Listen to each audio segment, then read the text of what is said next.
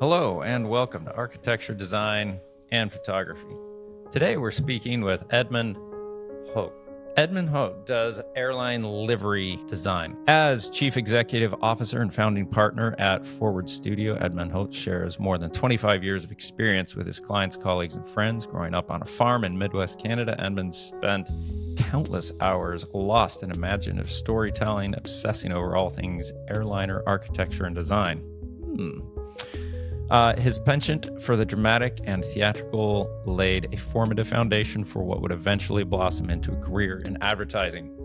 So I'm excited to speak to Edmond. I didn't really read anything more about Edmond other than he's working on doing airline livery design. So that's really awesome. So we're going to talk to Edmond. Let's see how it goes. Edmond, welcome to Architecture, Design, and Photography. I'm excited to talk to someone today that has done stuff in the airline industry. As soon as I think it was Peter sent along this possible conversation, all I had to see was airline livery, and I was like, yeah, let's do that. And I immediately told my son, because he's 15 now, and he makes his own airplanes out of foam core, and then puts all the components into them electrically to fly them, flies them until he destroys them, which his mom is very confused by. He'll fly them hard until they, fall apart, and then he enjoys fixing them, flying them again, or just completely destroying them, pirating the parts, and making the next one. And unfortunately, didn't have any liveries that I could have photographed last night when I remembered I was doing this podcast today, but he's very excited to listen to this to get some ideas of how he should paint his airplanes after this. So, as a great sort of lead in, I should say that my childhood was spent doing something very similar. I would buy model airplanes, build them. It was all passenger. So, like DC-10, yep. American Airlines. I'd build it, put the deckling on, and then I lived on a farm in the middle of nowhere, and I would literally go by myself and carry the plane, and I would squint. So I was young and I didn't realize what I was doing, but I was really framing the shot of the plane through my eyes, and I would fly it. Yeah.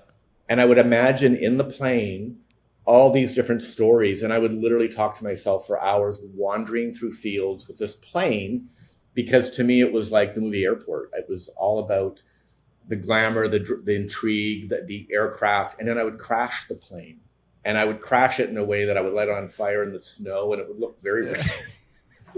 And then I would start all over again. So I don't know if that's appropriate.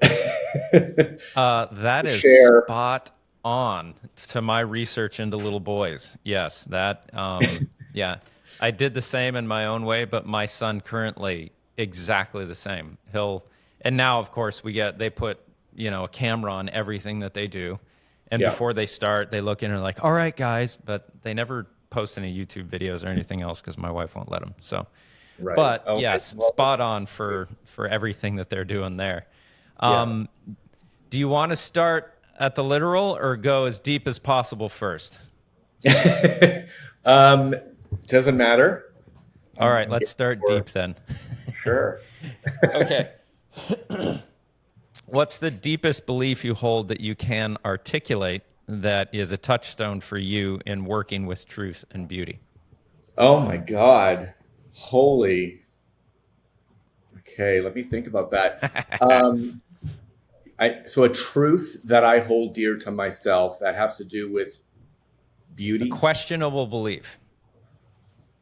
What's the deepest thing you believe that informs what you do working in as beauty, and which is essentially scratching at some sort of truth that you articulate through your creation?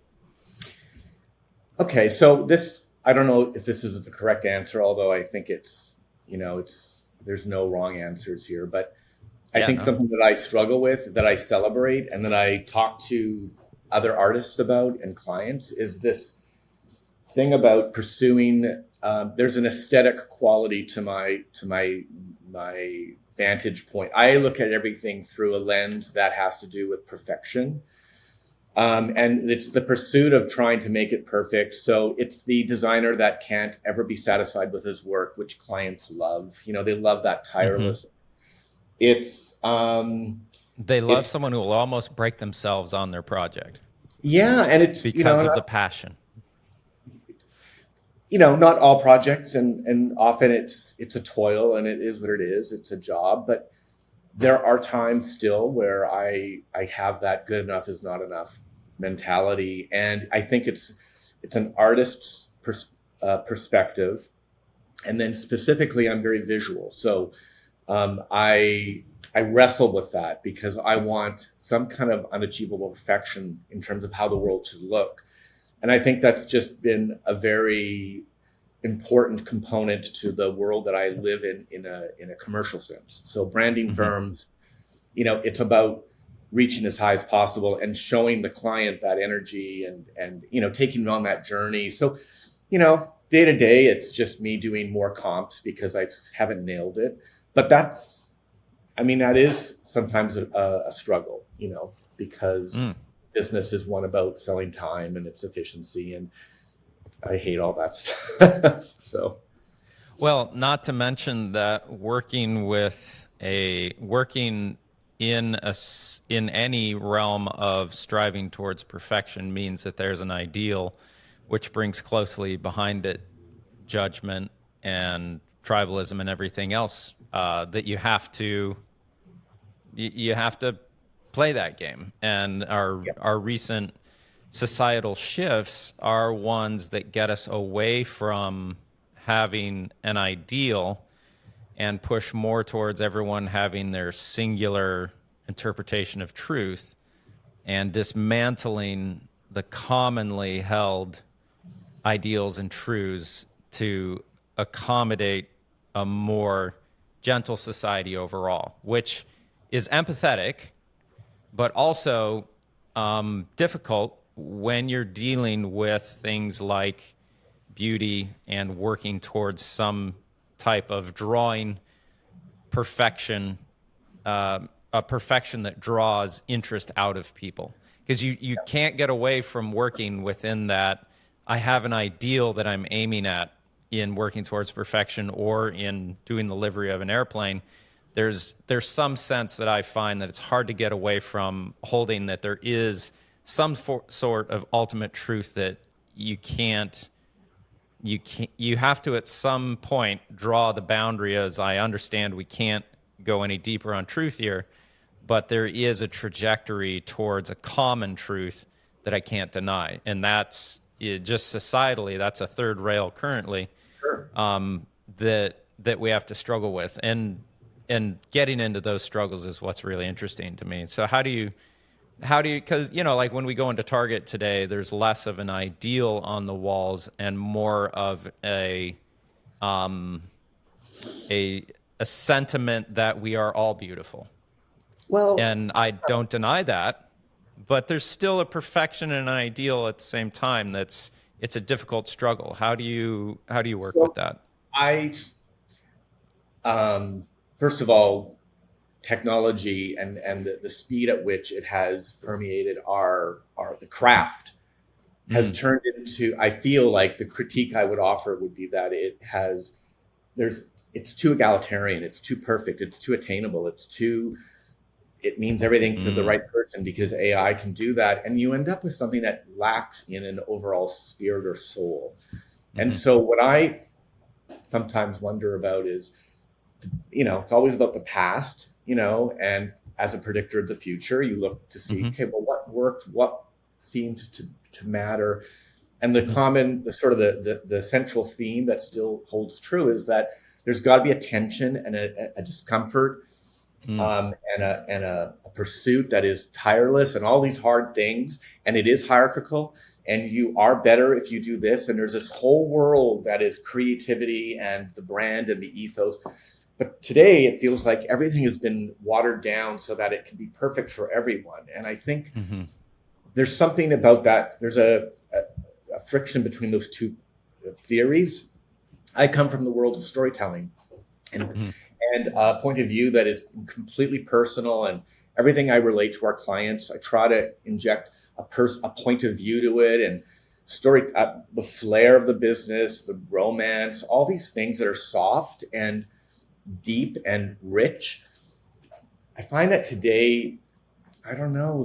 We're seem to be moving away from that, which to me is something a little bit more hierarchical. Like there's people who are good at their craft. There's an ego that propels the work that people sort of respect. And now I find it's hard to verbalize, and I'm not putting down technology or progress. And I think it's just about learning how to use these tools. But to your comment about walking into a Target or walking into an airport or looking out on a tarmac, and you just see just a bunch of versions of the same idea, and it's pretty, catches the eye, and it serves the purpose, but it doesn't have a timely quality. It doesn't.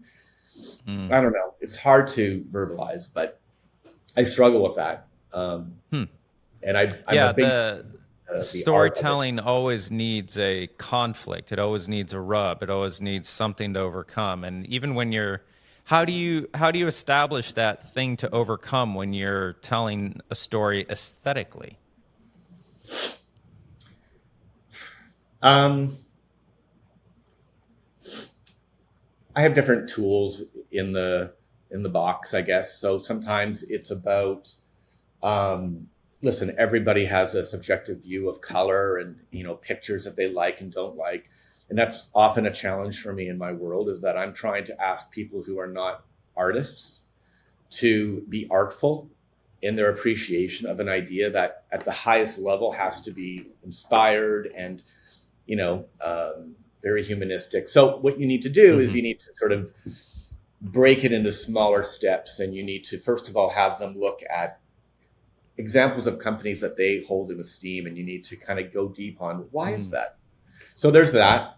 It's a benchmarking process, but it's interesting. And it's one of the most fertile environments for real discussion, because if you're good at it, you get a little bit, Leslie Stahl, 60 Minutes, and you start probing. And if you've done your homework on the business and you demonstrate a level of knowledge about the business to the owner of the business, you can get into some great discussions. And sometimes you find out really weird and wacky things that have to do with personal bias and interests. So my job is to get there. And so part of it is figuring out ways to get people who are not artistic or creative to offer up ideas that are in fact very creative. And, doesn't always work, but that's one way that I try to sort of break down the aesthetic. So I ask people kind of to make a similar type of assessment in a more personal way. And then I try to bring it into the world of the brand, the livery, the design.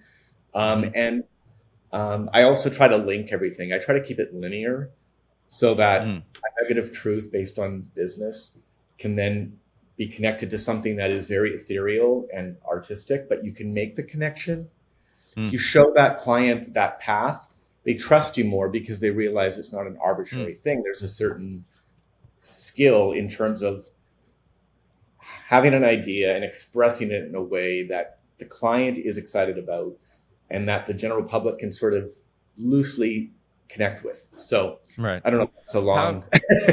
How do you get at finding what is the unique thing about a business and then translating that into an aesthetic? What's the best way you can articulate that process? Well, on a very sort of basic level, there's just mock-ups that are dynamic. So no vision, no decision. If they can't see themselves in the design that you're creating. So often it's about doing really high-end renderings that bring the idea to life. And I think that's something that technology is helping us do in a much easier, faster way, which is great. So that's part of it, is just, having them see themselves in a contextual environment. That's part of it. And I mean, do you sit with them for quite a while and dig at their deeper principles and morals as a company and try and take that kind of spoken word and language and then say, all right, this translates into aesthetically this? How do you bridge that?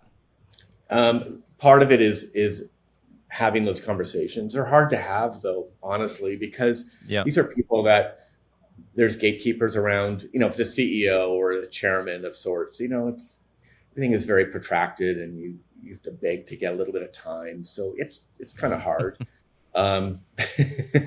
But the best is when you've worked with someone and you have a history, and they're open to the idea of, okay, we got to sit down and talk here. And you just can only go so far with that with these people. They're operators. These are people that build things that they're not marketing people. So that's often a challenge, is when you go a little bit more left to center. It's, so again, if they know you and you've worked with them in the past, I think it helps, but it's hard to do that. So I'd like to know, so you started in the early 90s?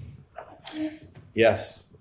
And came from nowhere, middle of Canada, but were probably, I would imagine, you were very inspired by the things outside of your environment that it outlined you in that nothing that you were severely interested in was there. So your mind space was dedicated towards creating the things you wanted there, which might have been a really incredible incubation period for the passion that you've been able to create for a business for your life.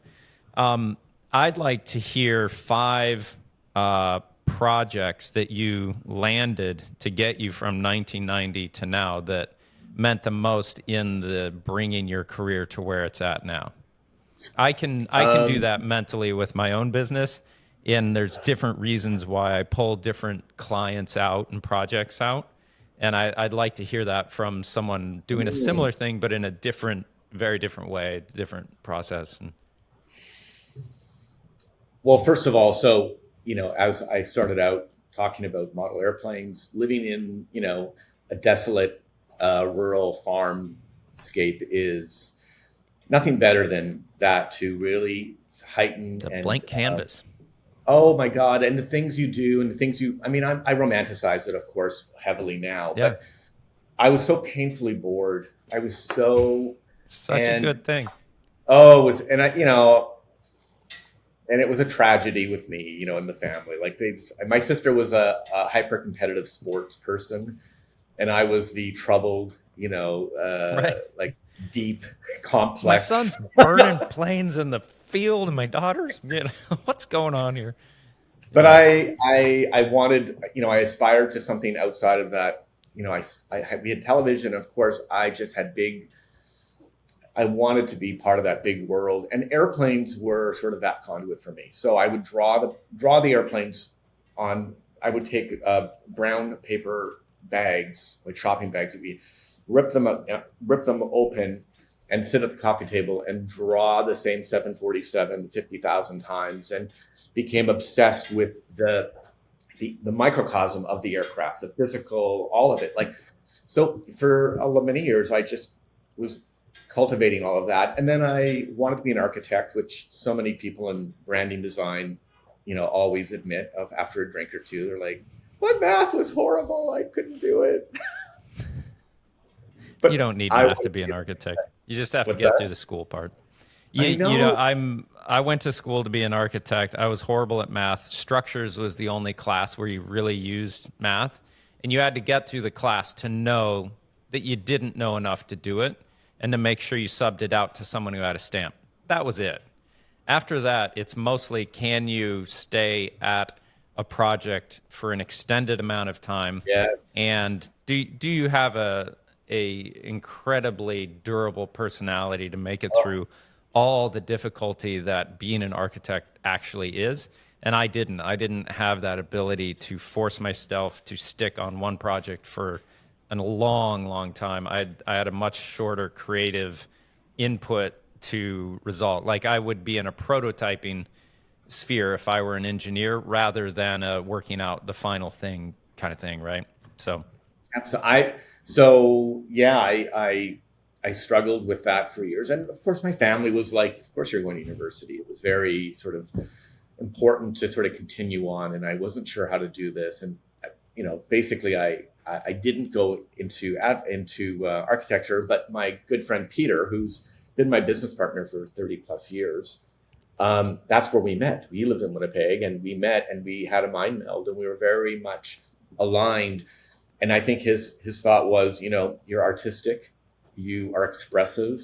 Why don't we do graphic design, and I'll get the clients, and you can design the work. And so, anyways, that's what sort of pulled me into a more of a commercial realm. And then from there, I learned everything on the go. I never went to school for design. And I came in just when the Macintosh was changing the game in terms of, the production side of the business. So we were very big into print design and did a lot of corporate work, and the business grew. And I think it was in the early 2000s that we started thinking about New York, because we had been through 9/11 and the business had sort of plateaued, and we were interested in something different. And then, within a few years, we were coming to New York. So that's sort of the trajectory in terms of my business. But yeah. So what was the question again? So Sorry. five jobs or yeah. projects that you executed on, or that you landed, that Sure. for one, I had a client for a while, Lifetime Fitness, incredible national chain, well-paying, great people to work with, very organized. But the stuff we were shooting were big box store fitness communities, basically. And, none of it was really stuff that ends up on my website or anything else. But, Right. I landed that job because of my lower paying, more design oriented work for residential architects that had these very unique and beautiful things that was able to build my portfolio. But it landed this one client who brings me a lot more income. And then I can take that money and put it into advertising and aim at the next client, the next bigger client, and everything else. Now, that client meant a lot to me because, for one, the financial income was great. The consistency of work was great. They did photo and video together, which was really a creative cross-pollination that was fun. Really incredible professional people to work with. I learned a lot from their creative briefs and everything else, and the meetings that I had with all of them. Landing a few gigs with Marriott was really important. Again, mostly for the professional aspect, but not necessarily the stuff we were shooting. Right. So there's these different clients that I've landed and worked with over the years that have meant a lot to me, that have forwarded my career in different ways. And for someone coming from Winnipeg, I know that feeling of going from nobody, nowhere, to being able to make a living as a creative, which in and of itself is the first major accomplishment. Right. Absolutely. No, I get it. Yeah. I think the first few clients that were formative in terms of my career were not in any way airline people. They were corporate clients, but the relationships were powerful. The work was to this day very satisfying. One was for a payroll company. It's now the third biggest in Canada, Payworks. And Peter and I became friends with the founder, Barb Gammy, and we ended up doing a lot of work for them. So there was a chapter in our early or mid-early career where this client was giving us great opportunities, a trusting situation where there was a lot of respect. She's a tough client, but I liked that. Smart, demanding. So all these things that I think at the end of the day made for some really great work. So sometimes I look back on those projects and I'm proud of them still, and I see how they've sort of moved me down a path.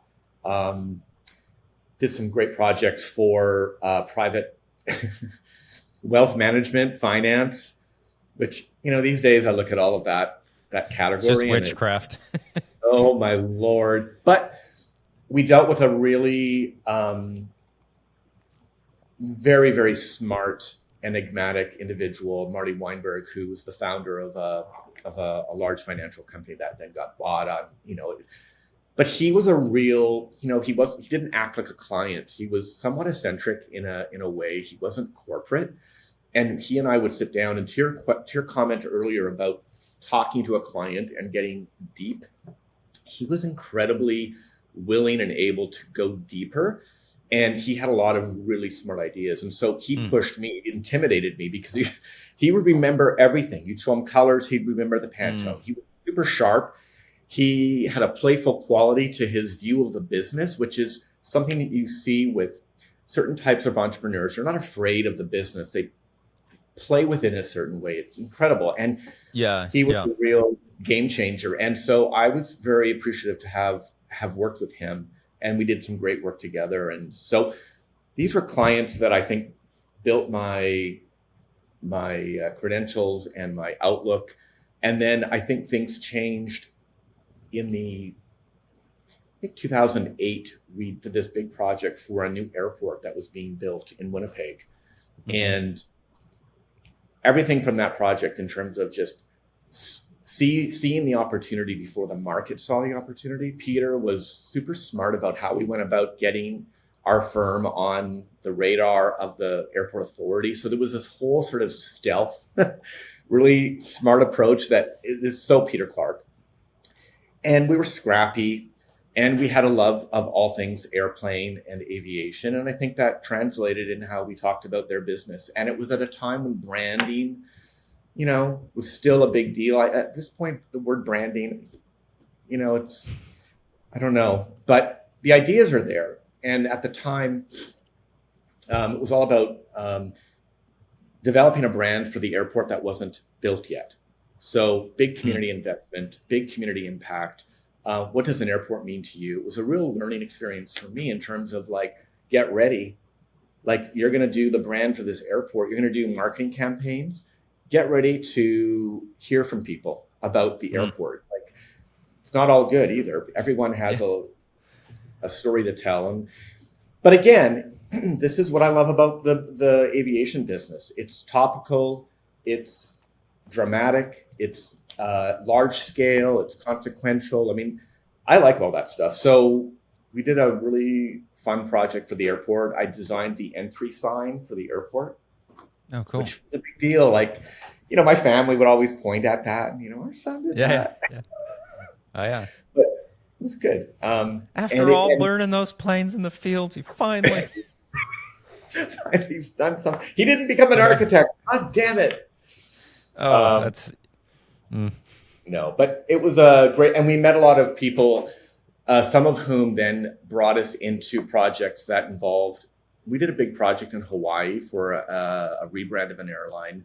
It was a small island hopper, but the project went on, and it was insane. I think it took almost 2 years to do the project, and we were flying our designers and our photographers, our staff in Winnipeg, were flying them to Hawaii, and we were documenting the island in a really new, sort of fresh point of view. It wasn't sort of touristy. It was more like a local's perspective of the island and the airline.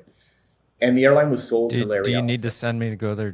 I can go through that, especially between January and the end of March. Just let me know. Note to self. Absolutely. Noted. Well, everybody begged to be on that account. And the funny thing is that after a couple of trips, people got burnt out because it's a very 13-hour flight. And we were going... 1 week, and next week it was another trip. And sometimes it was 2 days after you got home, you're back on the road, and exhausting, but everyone wants to do it once, maybe twice. And then they're like, and it's not glamorous. You're literally, you get off the plane and it's 3:00 in the afternoon there. And the airline world is 24/7. So they're always working, and they're on the airfield. So our office was a really dingy boardroom in some building on the air side, and it was this is tough.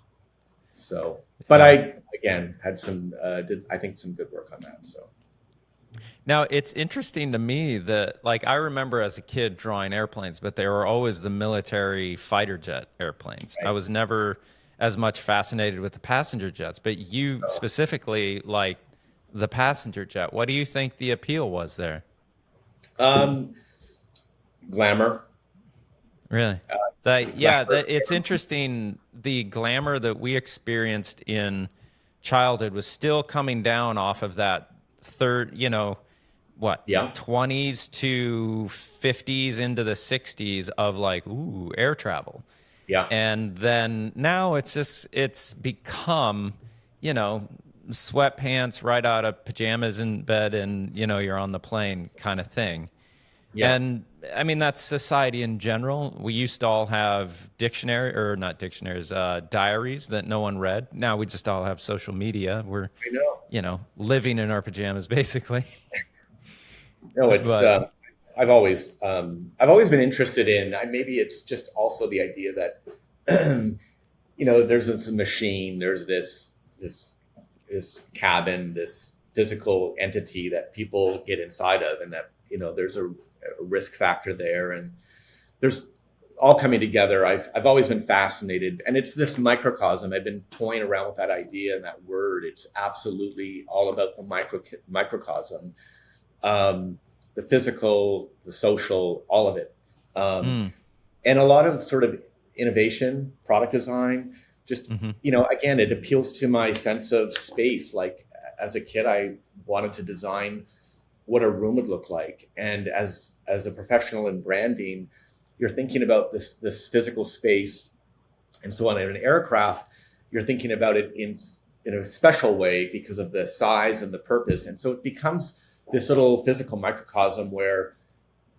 smart understanding of space allows for, you know, a better experience. You see that with cabin design.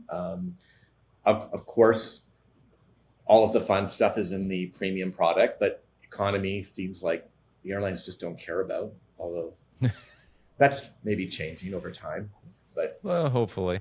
yeah, so there's So the well, my first real noticing of airline livery, like if I pull that up in my head, Eric Almus, if you probably know that name, he did the photography for American when they kind of went a little bit back towards having the real silvery kind of look to their planes. absolutely. And he has a real interesting post-production effect with light that I can always see his images right off and be like, Eric Almost, look at that. He's shooting for American now. And he just made their planes and their photography look this little bit different that was very pleasing. And then for some reason, Hawaiian and Alaskan Airlines sit in my head a lot for some reason. And I think it's the face on the tail on either of them for some reason, but that's why they come up. I'd like to hear your, like, you know, give us 3 of your favorites and the reason why, like graphically, like this is good because, and then 3 that like don't land as well with you and because, but ones that aren't yours so we can talk about it unattached. Sure. I mean, I think looking back, Braniff is probably one of the most interesting examples of, you know, art and commerce coming together. Or the idea. Did you say that Braniff? Braniff. I mean, first of all, the name. Spell that? BRANIFF. Right. The name is super sexy.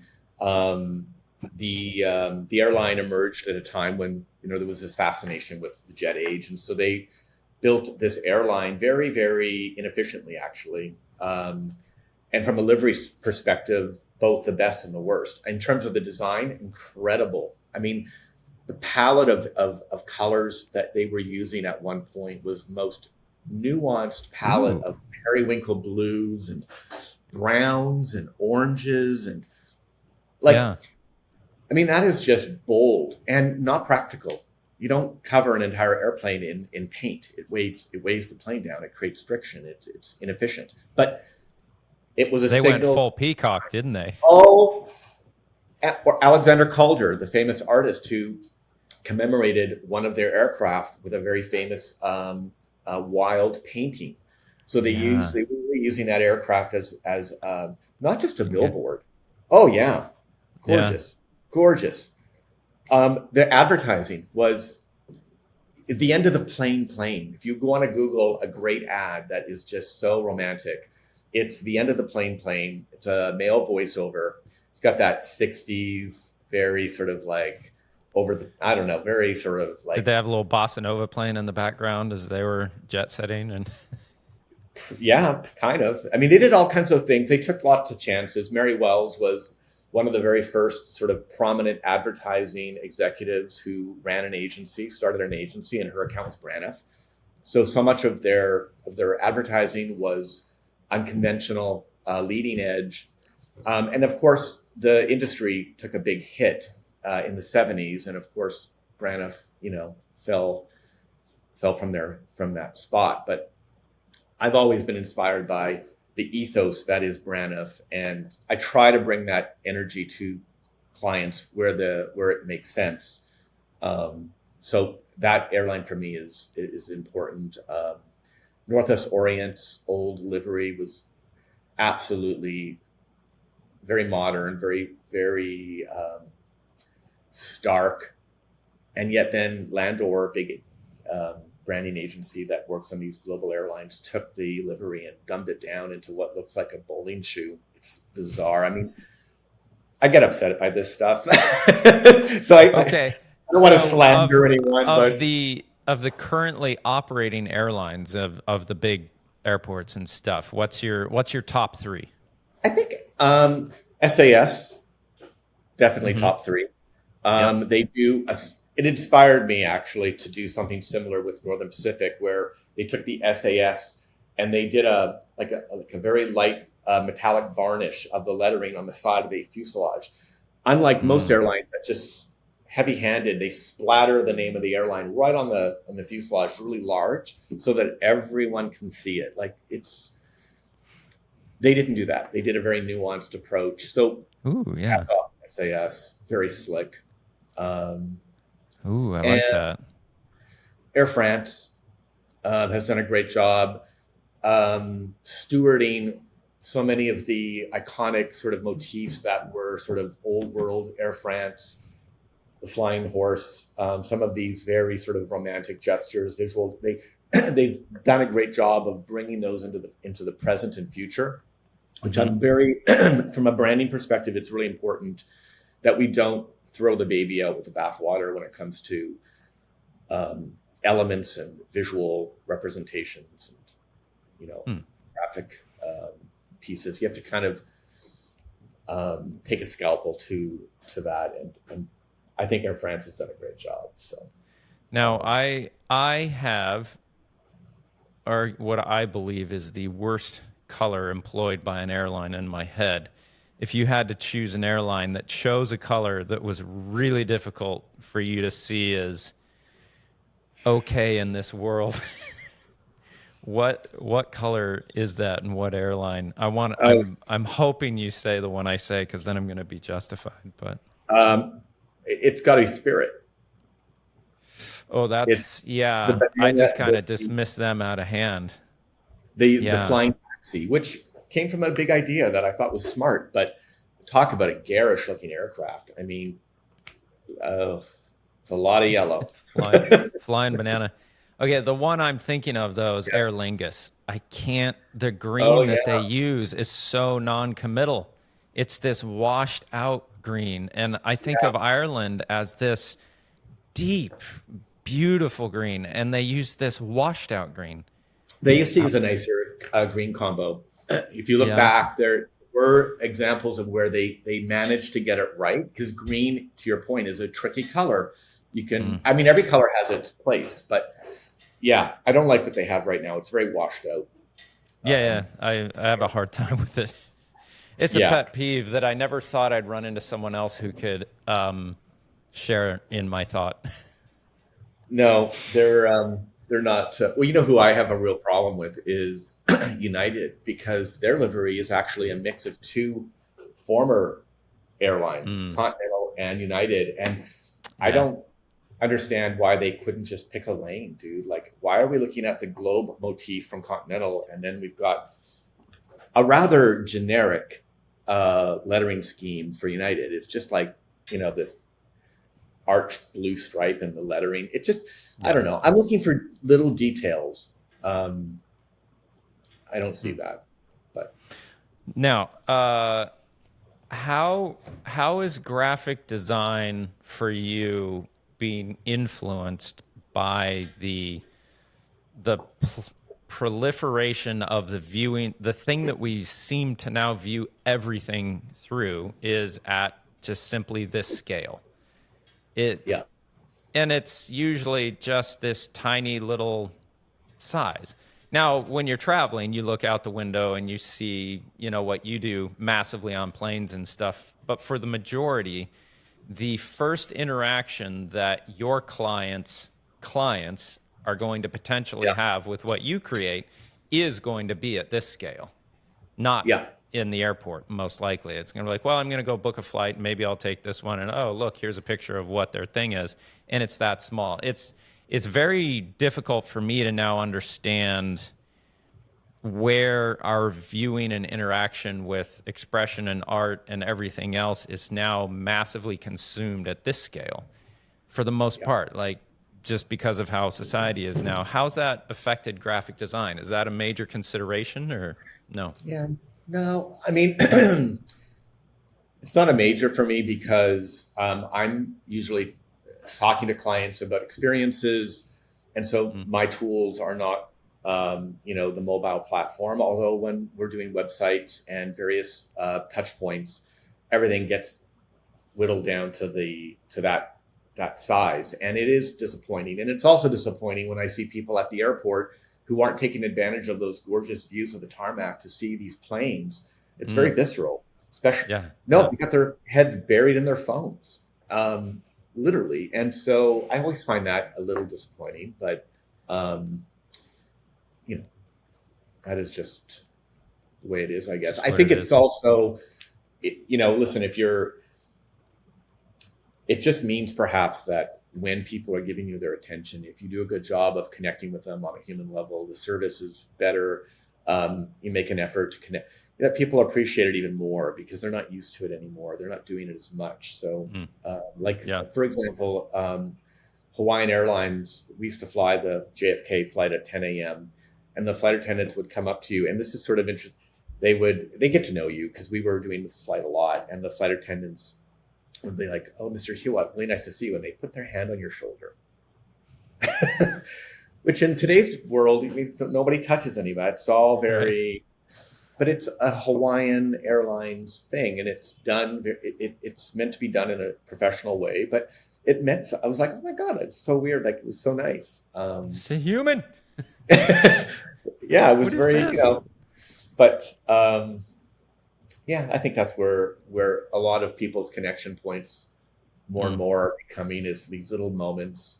That's hard. So I've been traveling a fair amount for work recently. Been spending a lot of time in airports and on planes. I just had a trip out to California.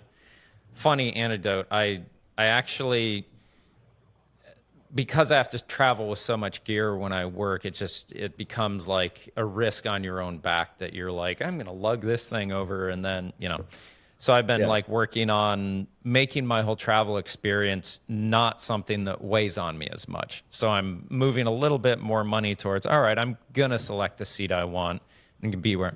So I selected the seat on the side. I had a connecting flight from San Francisco down to Ontario, Ontario area.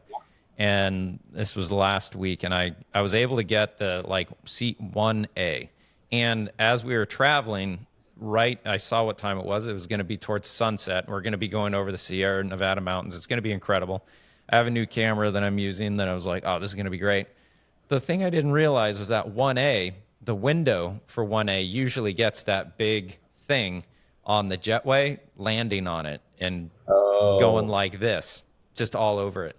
The whole window was just sanded and it was just one blur. I spent the money to upgrade and everything so I could shoot the beautiful mountains out the window as we leave San Francisco going into LA area, California coast and everything else. But my window's just completely sanded. You couldn't see anything out the window. Oh shoot! And so, did you even when the plane was taxiing, were you able to get anything? You couldn't see a thing. You couldn't. That big cushiony thing. Most of the time landed right there because I was so close to the entry at the front, And so 1A is no big. It's overrated. It's also less legroom because it's the well, wall. the one I had, it had a little bit of legroom, which was nice. I had all the things I wanted and the view and everything, but the window was all messed up. So, but Oh, um, let's see, what was I was leading somewhere with that. So what are the major, like, I got a really good image actually leaving Ontario to fly back to Maine earlier this week. I mean, it was like at 6 a.m. and the sun's coming up behind the mountains, and it has that southwest, outline and color to the images, and then the southwest plains actually blend into that really well. It was really pretty. So, like you're saying, if you get a good window seat, flying over the continental U.S., there's so many oh, textures just in clouds and shadows. And we flew over Yosemite. You could see Yosemite Peak. Like, it was just so beautiful. If you get a window seat and pay attention, it's really incredible. I'm a big fan of. I mean, I think the idea of flying for me spiritually is one where you're not tethered, and there's Mm, something magical. Sometimes I'm just tired and I can't. I'm sleeping or whatever. But there are times when I'm just sitting there and I'm reflecting and looking down on the earth like that, the roar of the engine. There's something about that frees you up a little bit. So mm. I'm very tuned into that. Maybe after a Done drink. it a fair amount. Okay, so what's the major points in designing a livery for an airplane? Where do you start? Like, I mean, to lay it out for people who haven't really given this any thought, but only Right. appreciate what you do from your head. Like, all right, you got the nose, the wings, and the tail, and everything in between. Where do you start? Why do you do what you do? Yeah, so I think obviously the tail is, sort of the marquee sort of real estate on the Mm-hmm. aircraft. The fuselage, depending on where the airline wants to go strategically, sometimes the airlines really want to maximize the plane, as I mentioned, as a billboard. And I'm probably not as big a fan of that. So, just slapping the logo type on the side of the plane extra. I mean, some airlines do it great. Swiss Finnair, for example, really leans into that ethos and does a great job. Mm-hmm. But a lot of airlines, they're just doing it from a commerce perspective, make it big, make it bigger. But they're not owning that idea in an artistic way. So anyways, my point being is, yeah, I wrestle with the side of the plane and, the client, can you make the logo bigger? It's like, not really. I'd like the Uh, logo c- bigger, please. can No, we sell more seats if the logo's bigger? exactly. But I think if you're into planes, you've you've looked and stared at an airplane from every possible angle, and there are hero shots, waiting to be Mm, exploited. And so I'm a big fan of making sure that whatever the design is, I'm utilizing that perspective in the best ways, and showcasing addendum elements that are part of the livery that are sort of the secret sauce. So it's not just the tail and the side; it's little accoutrements on the engine or little details on the nose. I mean, I did a project Northern Pacific. I explored a whole series of different. I was on one weekend. I was like, oh, I'd love to reinterpret the notion of the raccoon, the black raccoon mask. And then I yeah. had another one, which was the cat It's eye. It almost was like, like Amy Weinstein makeup, right? You remember well, when Amy that's the next one. Weinstein would, yeah, Yeah, I did cat eye. So I had a yeah. photo of a woman with cat eye. I had um, another one was, it was a guy with a hood, Mm, very ominous looking. And another one was a yeah. raccoon. And next to each one of those photos was the same profile shot of the aircraft where I'd interpreted the raccoon as a masking for the front of the cockpit window, which, of course, the airplane I was working with was an older Boeing piece. It was a 757, very nice looking plane, but old. And I was trying to make it into an A350, and I would tell the CEO, I'm like, I'm trying to turn that old 757 of yours into an A350, and it sort of at a glance sort of looked like that aircraft type. So we had fun with it, but again, it was like, imagine a plane with a hood. And so the next rendition was the whole sort of top hood of the cockpit was all black. And so having fun with those areas and being creative and yet stylish and understanding what works from a dimensional point of view, that's another thing. This isn't a flat surface, it's concave. So and it usually has a really interesting shadow that's not side to side as much as top to bottom because of the cylindrical shape and the orientation of the sun. It's usually, highlight on top and rounded at the bottom, where we kind of have a face that rounds this way more so. And you're usually looking at like the dead on front of the plane. For us, we're looking at each other like this. But for a plane, most of the time it's in profile view. Yeah, well, right? And also you're lower angled, mostly from the tarmac. So it's important to sort of show the client those perspectives and find solutions graphically that add to the story that is the livery. So it's not just like, here's the side shot. It's like, no, it's looking at the plane through different lenses. And so, I think that's... What's your favorite composition angle on an airplane for displaying a livery? In terms of like parts of the plane that have been shown off really nicely. Well, if you were to direct a photographer, to get an overall of the plane to display a livery, a general livery, what's your, So the 3/4 shot, either low angle or below, are the obvious front ones. Or from back? Both. But I always like doing back to front. So I want the tail, in the foreground. Kind of coming at you big. And and I always want to play up a directional relationship. So, because, the other shots are more, there's a really great angle where if you were to see a plane and you stand back and you see the engines on the wing, you take the photo where the engine's in the foreground and the front portion of the aircraft fuselage is sort of dipping off into the distance. It's a very interesting angle, and one that isn't covered as often. And I'm always trying to get those shots because the engines to me are also an area of like you can do something with the engines. You can paint them. Oh yeah, you can't paint the wing. You can paint the certain things you can't paint. Also,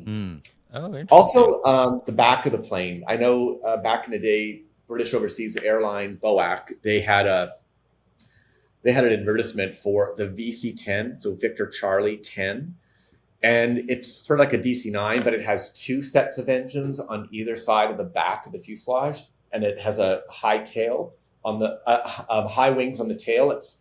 So it's a narrow body. Anyways, they took the most sexy sort of from the back of the plane with the engines and the tail, just so sexy. So I remember all that stuff, and I'm always looking to sort of bring it into a modern context now. So yeah, that's just so interesting how different people like it just grab onto these things, like your fascination with planes and very specifically passenger planes and the zhuzh of flying and travel and everything else. Now, how do you interpret into graphic design the appeal to people that are traveling? How do you adjust your graphic design to not be informative, your highway sign design compared to I'm appealing to someone who's in a traveling mindset? I mean, sometimes what we talk about with our clients when it comes to brand is the customer journey. So you're really looking at the complete sort of journey from unaware, aware, considering, purchase, experience, airport, in-flight, landing, advocacy. And so you're using all the various mediums and touch points at very sort of integral points of the journey. So understanding what matters to somebody when they're thinking about taking that trip to visit their family in Canada, what touch points matter, how do you best utilize those? But certainly by the time you get to the airport, the airline is taking more of a front and center, it's not the website anymore. It's the actual airplane. It's the cabin experience. It's the lounge experience. And so you're always trying to sort of connect with people from an experience perspective in the airport. So I enjoy that stuff a lot. I'd love to do more physical spaces. Like sometimes our clients will ask us to sort of imagine as part of the overall brand experience, the airport lounge. But then, often we'll go to an architect or a firm. And so you have to make sure you hand off the component parts that firm will then work with independently, because we're not an architectural firm, although I have so many thoughts on that. But there's lines you have to respect. Yeah. But now, does your livery design make its way back into the kiosks and the check-in area and all that too? Yeah, that's a big part of it, is showing the client, obviously what we try to steer away from is the client sees the livery as everything. But in my opinion, the livery is a component of many things. And so you really have to be careful that you're not skewing too much to a literal interpretation of the livery. But the livery is made up of elements that are modular if you I think do the job correctly. And then it's all about how to identify certain elements and bring them to life in an unusual or curious way. So that's part of the fun and the challenge is, what can you do that's different, atypical, that people sort of raise their eyebrow? Oh, that's clever. And some airlines get it right. Like JetBlue is really great at understanding the human component and connecting with people in small ways. I mean, I don't know, like the napkin has a little message on it. This is not kind of where things are at now, but somebody took time to make a clever little statement about peanuts. Like, just how is the experience speaking to people? How is design speaking to people? So we touch on that, but we're not necessarily experts in product design or architecture. But we do have to sort of set a tone. So my job is to set that tone and give people the words so that they can then take that show on the road independent of me. And hopefully I've given them enough of a vision that they can interpret on their own. That's the best part about brands, is that their stories are always being told in different ways, but with a central vision. And so how is somebody else going to interpret your brand vision when it comes to architecture or product design or data or whatever it is? So okay, it's part of it. Yeah, it's interesting so what you do infuses a lot of experiential knowledge and suggested, or at least assumed, headspace that people would be in when they're interacting with what you create. And for me to then, okay, let me pull up these brands that I know through air travel. So when I imagine Southwest, that really good color scheme to go along with their name, Southwest. Their color scheme, when I look at a skyline in Phoenix, dusk or dawn, I can pull all the Southwest colors out right there. It's just so cued into there. And they have a whole ethos around the way they board is different. Their flight crew is different. They're interesting in how I think they fly all the same planes, and they control their costs that way. They don't have any first class or anything. So they've got a whole different feel. It feels a more personal way of airline travel, and their colors and everything else they're warm, they're welcoming, they're personable. When I think of United, which I just flew on this trip to California, it feels cold and corporate. I don't remember a single interaction. There was a woman in front of me that was a stewardess who was probably 65. And the only reason I'm remembering anyone from United is that this woman was very beautiful at 65 and had she had kept her hair long, but it was very healthy silver, and she was aged, but she was very beautiful. It was interesting with my camera. I was trying to get pictures of her without knowing, just because I was trying out a new camera. Yeah. And in a few pictures, she's looking right at the camera. She knew what I was doing. But it was funny. She was really nice. That's just a memory I have from that. But overall, United, cold corporate throwaway as far as from its graphic design interaction with the user. No good. Delta, same thing. No good. Yeah. American has this, they've pulled enough from their established past to, there's a nostalgia and a refined cleanliness and nostalgia to it. It's I don't know if I wouldn't call it a nationalistic thing, but a pull from a time when the country was more unified, cohesive, and thriving. It just has that feel. But overall, the service and everything else from American, from what I hear from other people, is not great. But then, when I think of Alaskan or Hawaiian, they've got a person on the plane that represents the larger community from those areas. And there's something to that endears you to it, and puts you in like some different kind of headspace that endears you to that company, just because of that personal integration of something there. And then for you to say like they've almost incorporated, like, make sure you appropriately and professionally just welcome people by like, hey, how you doing? Do you need, Spirit, cheap. Aer Lingus, my thing on, I traveled to Aer Lingus once. It was basically like, welcome to Aer Lingus, sit down, shut up, and get on board. Let's go. Is just like, all right, well, okay. But then all the European brands and, Singapore, Emirates, we actually photographed in Emirates Lounge a while ago, one in Logan in Boston. That was interesting. Emirates and, all those other airlines from there, like Riyadh Air and all them. Have you seen what Riyadh Air has done? Like, no. Talk about. I mean, these are the economies that are investing heavily in brand new product and to come to their country to visit. Oh my God! And Riyadh launched a new airline in 2023, and they painted the livery is impressive. It's all blue. It's a gorgeous shade of blue, entire plane. And I remember looking at that thinking, how can that be the livery for their fleet? Like, that's just... And then the next plane that rolled off it was actually a different version of the livery where it was all white, much more logical, practical.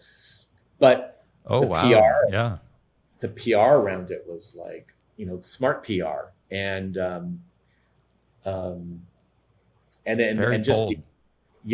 It's, which is fitting with the cultural sort of, expression of the Middle East.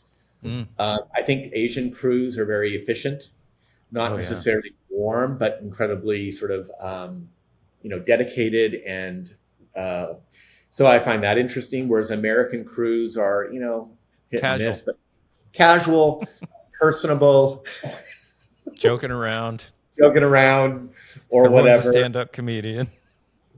Jesus.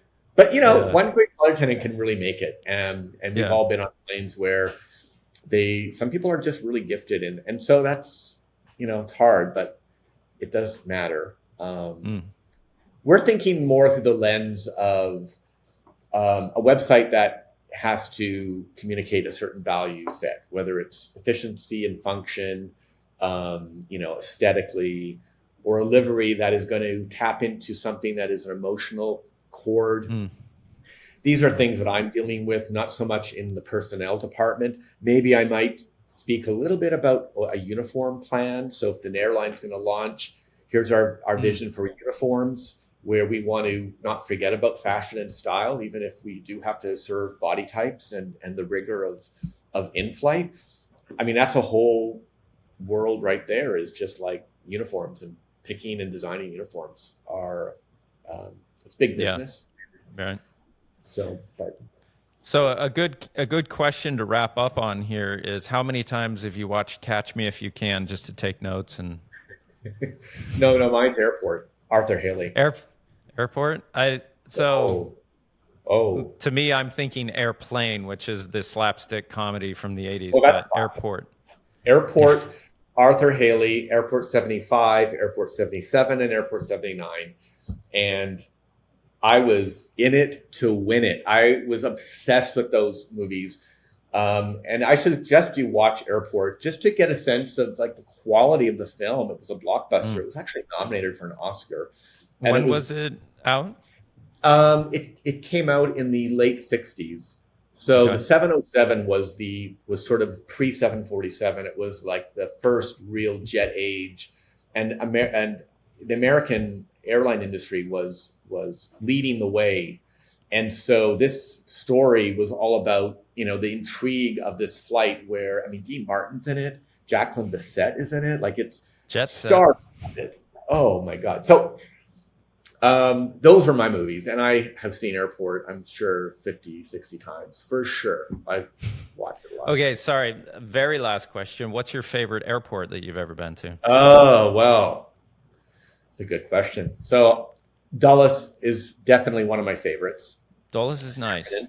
Yeah, I like Reagan better than Dulles though, because of it's so artsy, craftsy, weird, and I just love how I can get in and be right at work when I'm shooting there.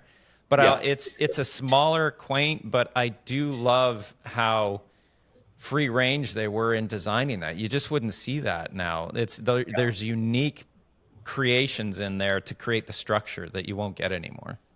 Yeah, it's true. I mean, LaGuardia always had a reputation for business travelers as like, yes, it was our beloved hunk of junk, but it worked. Somehow it just worked. And I would travel to New York for business and really appreciate just how efficient that airport surprisingly was, considering how old it was. Now they've redesigned it and it's nice, but Have you been to Singapore? What's that? Have you been through the Singapore airport? Yeah. I can't say a lot about the architecture, but the experience and the luxury is pretty amazing. I know. I love the airport experience. I used to draw airports as a kid all the time. Like I drew everything, and it was all done from a draftsman's perspective. Like I would, with my ruler, I would draw so I was obsessed with that before I moved into the advertising world. So, yeah. Wow, you've really turned your childhood passion into your living. That's pretty cool. Yeah, I'm job. Happy about that. So, yeah. Well, I really appreciate you taking the time to walk me through your headspace and what you go through in coming up with graphic design for airplane livery and clients in that way. It's always interesting to get a peek into the creative mindset and how people work through translating what is the value or the ethos of a company into an actual aesthetic presentation. That's always it's a translation that not everyone can do. There's very specific people that can graphically produce something that communicates consistently the same thing to people no matter who's looking at it. And you can't always tell who gets it right. And it's just neat to be able to talk to someone who's done it a lot and knows how to do that and to explain it so we can start to translate just a little bit more on our own as well. So yeah, no, I think thank you. Summed very nicely. Yes, for sure. Well, that's where we'll wrap up. Thank you so much for taking the time. Really appreciate it. Where can people find out more about you? Instagram, Facebook, website, whatever? Ed Canadia is my handle on Instagram. Although I have a new handle. I think it's Ed Canadia B-side. Ed Canadia B-side. Nice. Yeah, but I don't really use it too much. I think our website forward.studio.co is our website, and yeah, I'm always open to chatting about the world of aviation and airline. It's a passion, as you said. So I appreciate chatting with you. Awesome. Really appreciate it. Really enjoyed it. Thank you so much. Thank you so much.